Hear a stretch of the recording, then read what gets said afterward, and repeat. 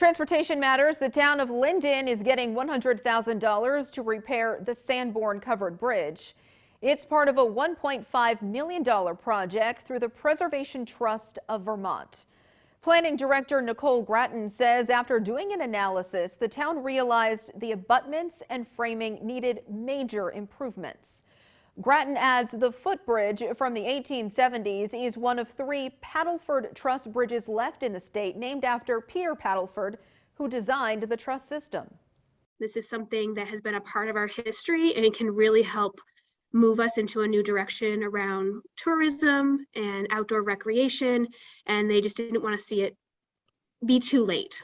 And so we kind of hit like a critical moment, and luckily the town made this move, and Preservation of Trust supported us in this, and hopefully we'll find more supporters as well.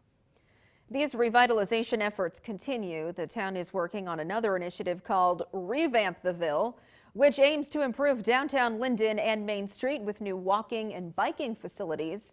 It also works to bring more activities to the park, support local businesses, and make the area more attractive.